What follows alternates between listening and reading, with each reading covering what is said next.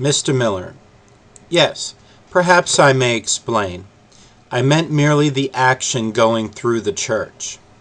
Professor Sanday: You mean a gradual tendency? Mr. Miller: I quite agree. I think it merely grew up, so to speak. I ought to have guarded myself. Professor Sanday: I think you will find, when you come to examine the matter, that Dr. Hort did not mean anything more. I was just going to quote this particular reading of St. Basil. I quite allow that St. Basil has a good many readings which correspond with the received text. But he also has a fair proportion of others.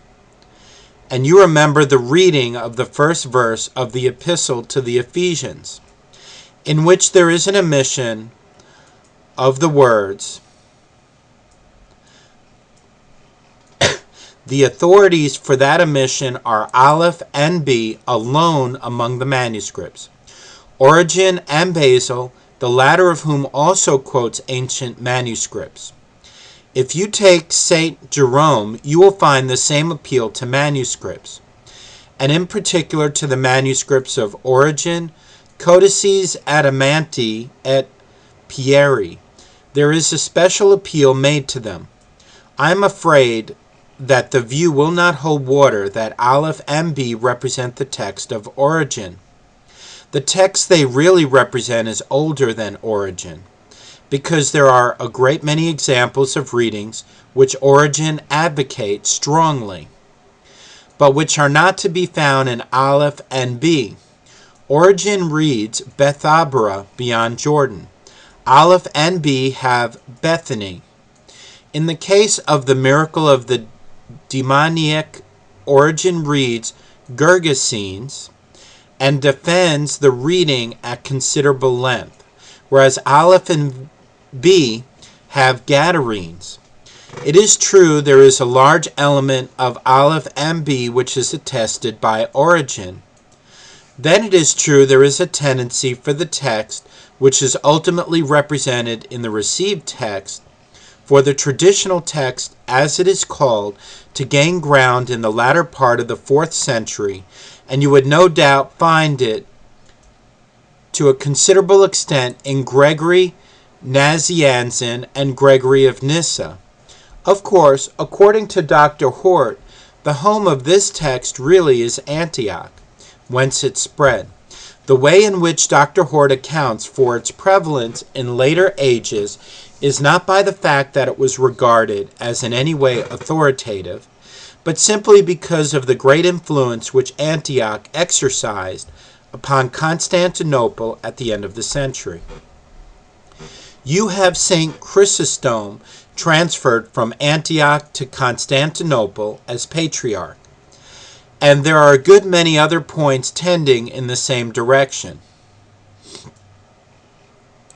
Its prevalence, therefore, is accounted for partly in that way, and partly also by the fact that the Church very soon afterwards lost its other great provinces. You have the wave of the Mohammedan invasion in the 7th century. First Syria and Palestine were lost, and then Egypt and Africa. Almost all the Christian provinces were blotted out from the map, not entirely or absolutely, but still to a very large extent. Constantinople became the center of the Christian world, and the text which prevailed there prevailed all over the Greek-speaking world, because by that time, you will see, the West was purely Latin, and Constantinople was, I have no doubt, a great center for the manufacture of manuscripts. That is the way in which Dr. Hort would account for this set of facts. To the prevalence of the Antiochian text, towards the end of the century, there are very large and important exceptions. The greatest critic of the age, St. Jerome, does not take that text. Mr. White and Bishop Wordsworth have been investigating the character of the Greek manuscripts used by St. Jerome in his revision of the Greek Testament. I will not anticipate Mr. White's answer to this question, but I do not think you will find it is Antiochian. then also I think it would be wrong to identify this text with the cause of orthodoxy. What greater champion of orthodoxy have you than St. Cyril of Alexandria, and yet you will find he very frequently sides with the two condemned manuscripts, Aleph and B. Mr. Miller will, perhaps, rather allow me to question that point among the accusations he brought against those two manuscripts. The number of readings which might be supposed to have any taint of skepticism or heresy about them is exceedingly small in these two manuscripts. They extend over the whole New Testament, and readings which have that kind of tendency are very few. To set against them, you have very striking examples which tell exactly the other way. For instance, the great reading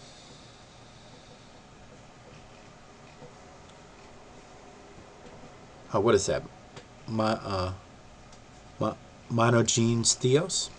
In the first chapter of John. Perhaps someday Mr. Miller will collect and print a few examples, because although he refers to them in his book, he quotes exceedingly few, and they are not really heresy as heresy goes. Then, just to bring things to an issue, as I say, Mr. Miller offers us a reconstruction of the history of the text, and Dr. Hort offers the same. I admit that it is very largely hypothetical, but if Dr. Hort's view is correct, there is no evidence at all of the existence of the particular kind of text which Mr. Miller prefers further back than the latter part of the 3rd or the beginning of the 4th century.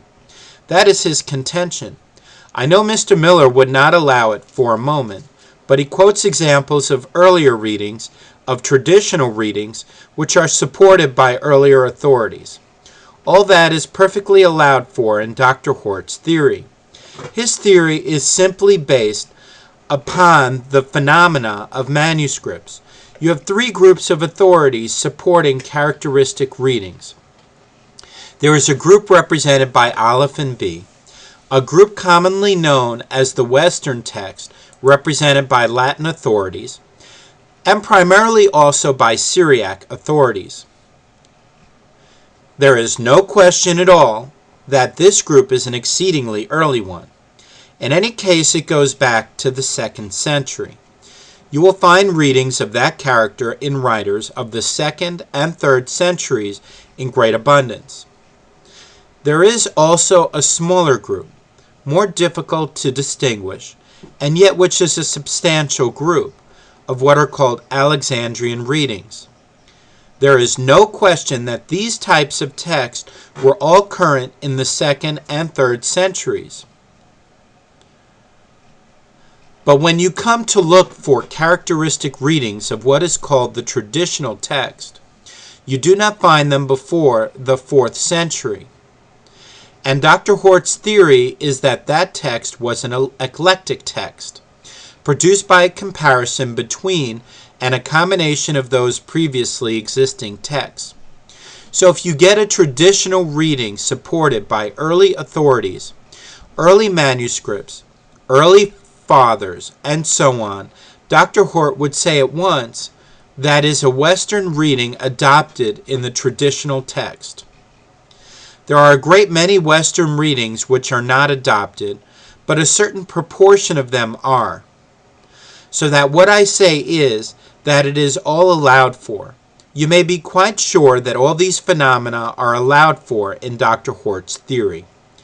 And when I have said that my own experience went to confirm that, all I mean is this: not that there are not a great number of open questions and many doubtful readings in regard to which it is difficult to make up one's mind, but one has very little difficulty indeed in putting all the phenomena which come before one into their place in the theory. Thus the Lewis manuscript, which was discovered the other day, and which is of extreme importance, takes its place at once in the scheme of texts, and its discovery would not have affected Dr. Hort's conclusions except to a very infinitesimal degree, because it had all been allowed for beforehand. I'm afraid I must say that Mr. Miller's presentation of the history of texts is not one which we can accept just as it stands. Those readings require a great deal of scrutiny. It is a delicate and difficult matter to decide regarding them, especially the further back you go. An instance has just come before me. I have had occasion to work at Hilary, who is one of the authorities for reading in St. John chapter 1, verse 18. It is perfectly true he quotes the passage 2 or 3 times, and always in that way, and no doubt that was the reading of the Western manuscript. But repeatedly, you may count the examples by the score. He has taken that remarkable phrase, unigenitus deus, one reading he got from the Latin manuscripts, and the other from some other source. Probably during his travels in the East, he may have heard it pass from mouth to mouth. There is one question Mr. Miller has raised, which is of considerable importance, viz. The character of the Peshitta, which is the sheet anchor of Mr. Miller's theory. It is the oldest text in any case which is of that particular type. So you see it is a question of considerable importance when this version was made. Was it made towards the end of the 3rd century, or was it made in the 2nd? No doubt it is an argument, and an argument of considerable weight, which impresses the imagination to quote the fact that there were so many manuscripts of the Peshitta in existence as early as the 6th century, and even 1 or 2, I think, in the 5th century. Still, this is not supported by the evidence of ecclesiastical writers. And in any case, there is no proof that the Peshitta goes back to anything like the 2nd century. I have only 2 other short points with which to deal. One is the question of conflation. Mr. Miller threw out a challenge to the followers of Dr. Hort to produce at least 30 typical instances of his theory of conflation. I think the number is a very good estimate. I do not suppose there are many more than 30. I am speaking at a guess. I dare say there may not be more than that number. But what of that? If Mr. Miller will allow me to say so, he did not represent Dr. Hort quite justly when he said this was a phenomenon running all through the Gospels. Dr. Hort would not profess that it ran all through the Gospels. What he says is that occasionally you do find these combined readings, a double reading representing, say, one of the Western texts and the other reading of Aleph and B, or what might be called the Alexandrian reading. It is not by any means a constant phenomenon. Whatever person or whatever school produced the traditional text did not systematically combine the texts. They were combined occasionally, and that is all one can say. Also, I am prepared to admit for myself that the conflations are not conclusive proof of the rightness of Dr. Hort's theory. They could only belong to the region of hypothesis. It is all hypothesis. I confess I feel strongly for myself that Dr. Hort's view represents the more probable side of the hypothesis. But at the same time, I do not regard them standing alone as conclusive. I will end by venturing to do what Dr. Hort, with his great care and circumspection, has never done. It constantly seems as if his argument was leading up to it, but he never lets the name pass his lips. He thinks there was a revision of some kind. That is simply a way of describing the phenomena of the manuscripts on what appears to be the easiest hypothesis as to their origin. He thinks that a kind of revision took place at that time and was a more or less continuous revision. I confess it has always seemed to me that revision was probably connected with Lucian of Antioch and his school, which exercised great influence all through the 4th century.